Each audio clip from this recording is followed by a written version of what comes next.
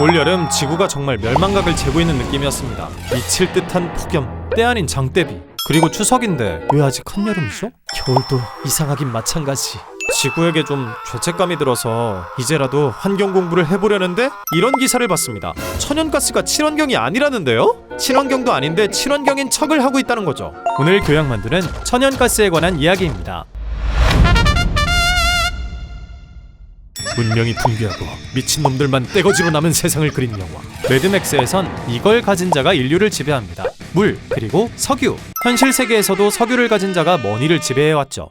석유는 오랜 기간 에너지업계의 원탑 자리를 지켜왔는데요. 2차 세계대전 이후 석유의 독주를 코딱지만큼이라도 막을 만한 라이징 에너지원이 등장합니다. 나야 천연가스. 천연가스란 자연적으로 발생하여 지하에 매장되어 있는 혼합기체로 석탄, 석유와 같은 화석연료인데요. 당시 매장량이 석유에 비해 빵빵하다고 알려져 팔면 개꿀일 듯 싶었지만 기체라는 특성상 저장과 운송이 어렵다 보니 초기엔 상품성이 딱히 없었습니다. 그러다 용접기술과 배관 제조 기술이 발달하면서 대세 에너지로 등극! 파이프라인을 만들어 천연가스를 수송할 수 있는 길을 시원하게 뚫습니다. 이렇게 수송되는 가스를 파이프라인 내추럴 가스 PNG라고 부르죠.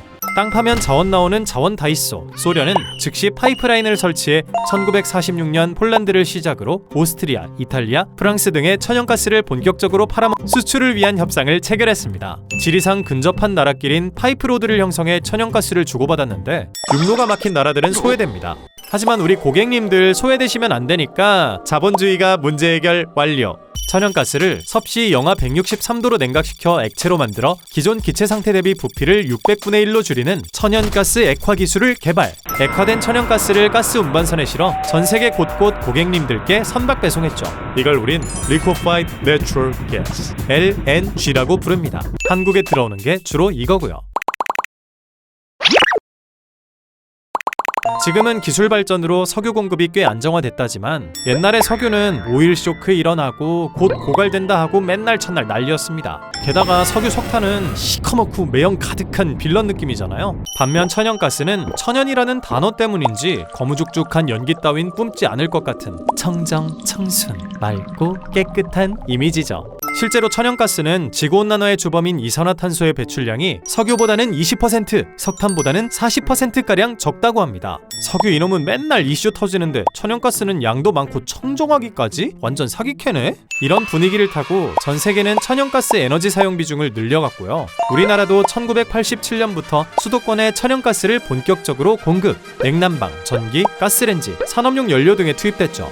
2002년 월드컵 개최를 앞두고는 도심 대기 환경 개선을 목표로 일부 지역 경유 시내버스를 천연가스 버스로 모조리 갈아엎었습니다. 그러다 2011년 코넬대학교 로버트 하워스 교수팀의 주장으로 천연가스의 반전 실체가 밝혀집니다. 천연가스의 한 종류인 세일가스는 생산 과정에서 메탄을 졸라 많이 뿜어냅니다. 얘가 석유나 석탄보다 더 더러울 수도 있어요. 한번 까발려진 천연가스의 실체는 걷잡을 수 없이 커졌고요. 지금까지 나온 연구 결과들을 정리하자면 1. 천연가스가 석탄보다 온실가스를 적게 내뿜는다고 알려져 있지만 그건 발전 단계에 국한된 이야기입니다. 거슬러 올라가면 LNG는 채굴, 정제, 액화, 수송, 기화에 이르는 모든 과정에서 다량의 메탄과 대기오염 물질을 내뿜습니다. 배출되는 온실가스의 총합은 석탄보다 33% 크고 석유와는 같다는 연구 결과도 있죠. 2. 천연가스는 7에서 90%가 메탄으로 이루어져 있는 메탄 그 자체입니다. 메탄은 이산화탄소보다 약 87배 강력한 온실 효과를 가져온다고 하는데요. 그 이유를 간단히 얘기하자면 메탄의 분자 구조가 적외선 복사 파장을 강력하게 흡수해서 지구에서 방출되는 열을 더 많이 가둬두기 때문이죠. 2023년 전 세계 메탄 배출량은 1억 2천만 톤. 그중 천연가스로 인한 것은 2,900만 톤이라고 합니다. 그래도 천연가스가 석탄, 석유보다 나으니까 재생에너지로 넘어가는 중간 단계로 쓰자 라는 주장은 여전히 있지만 천연가스가 친환경도 아니고 기후위기를 가속화시키는 놈이라는 건 캔트. 2015년 기후위기라는 지구인 조별과제를 풀기 위해 195개국이 파리에 모였습니다. 목표는 지구 평균온도 상승폭을 산업화 이전 대비 2도 이하로 유지, 가능하다면 1.5도로 제한한다. 그러기 위해선 온실가스 배출량과 흡수량을 동일하게 맞추는 탄소 중립 상태를 달성한다. 실행 방법은 석유, 석탄, 천연가스 같은 화석연료를 줄이고 재생에너지를 확대하는 것이 가장 인상적이다. 근데 조별과제 특 빌런 꼭 있음. 아예 탈주 시도하는 애들 매년 국제기관에서 성적표 비슷한 걸 내놓는데요. 온실가스 배출량 지분이 높은 나라 60여 개국과 유럽연합을 대상으로 평가한 결과 평가 기준을 충족하지 못해 비워둔 1에서 3위를 포함해 한국은 2023년엔 67개국 중 64위, 2024년엔 63위를 차지했습니다. 내 나라가 빌런이었어? 우리 밑으론 다 산유국이니까 사실상 꼴찌나 마찬가지. 평가 기준 항목은 온실가스 배출, 재생에너지 전환, 에너지 사용, 기후정책 4가지인데요. 보고서는 한국의 성적이 낮은 이유로 부실한 온실가스 감축 계획, 그리고 탈화석연료는커녕 신규 석유가스 사업을 늘리는 투자가 많았다는 것을 지적했습니다. 2023년 기준 전 세계 재생에너지 발전량이 평균 30%인데 반해 한국은 3분의 1도 못 미치는 9%대로 아직 우린 천연가스를 포함한 화석연료 사용 비중이 압도적이죠. 아야! 뼈 그만 때려요.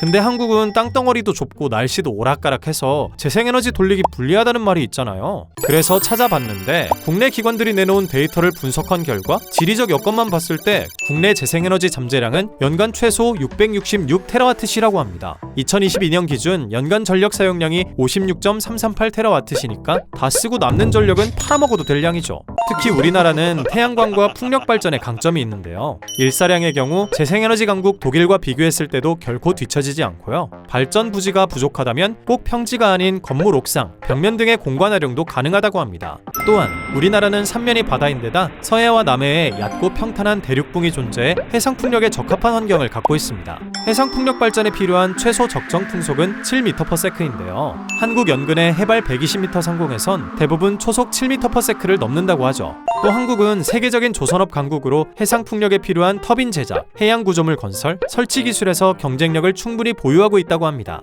물론 우리나라가 재생에너지 하기에 쉬운 환경은 아닙니다. 하지만 불가능의 영역은 아니라는 거.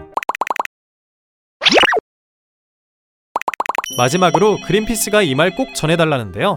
여러분, 지구가 아파요는 무슨, 진짜 이러다간 인간 멸종이 코앞이니까 천연가스 사용 당장 줄이고 재생에너지로 전환해야 한답니다. 텀블러, 에코백, 북극곰, 재생에너지 렛츠고! 교양만두였습니다.